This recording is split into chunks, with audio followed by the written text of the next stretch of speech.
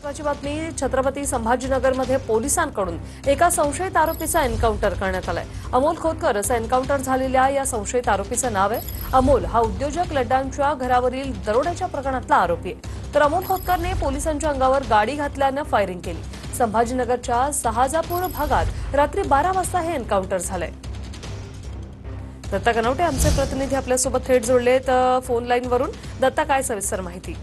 नक्कीच रोशनी, आपल्याला माहिती आहे की काही दिवसांपूर्वी उद्योजक संदीप लड्डा यांच्या घरावरती मोठा दरोडा पडला होता। त्या दरोड्यामध्ये 4 किलो सोनं आणि अनेक किलो चांदीची चोरी सुद्धा झाली होती। या संपूर्ण प्रकरणाचा छडा लावण्यासाठी पोलिसांनी अनेक प्रयत्न केले होते। या प्रकरणांमधली 5 आरोपी जे आहेत पोलिसांकडून अटक सुद्धा करण्यात आली होती। मात्र मुद्देमाल हा ज्या आरोपीकडे होता, या प्रकरणातला जो प्रमुख आरोपी होता तो अमोल खोतकर हा पोलिसांच्या हाती लागत नव्हता। पोलिसांनी त्याला पकडण्यासाठी अनेक प्रयत्न केले होते। मात्र मध्यरात्री अमोल खोतकर हा पोलिसांच्या हाती लागत होता। अमोल खोतकर हा पोलिसांच्या हाती लागला। मात्र त्यावेळेला अमोल खोतकर याने पळून जाण्यासाठी पोलिसांच्या अंगावरती गाडी घालून निघून जाण्याचा प्रयत्न केला।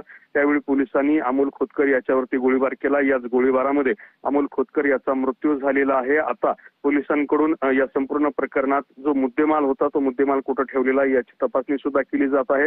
मात्र मध्यरात्री 12 वाजता शहाजापूर परिसरामध्ये हा एन्काउंटर करण्यात आलेला आहे, ज्यामध्ये अमोल खोतकर या आरोपीचा मृत्यू झालेला आहे। पोलिसांकडून या संदर्भामध्ये साधारणपणे 11 वाजता पत्रकार परिषद घेऊन अधिकृत माहिती दिली जाणार आहे।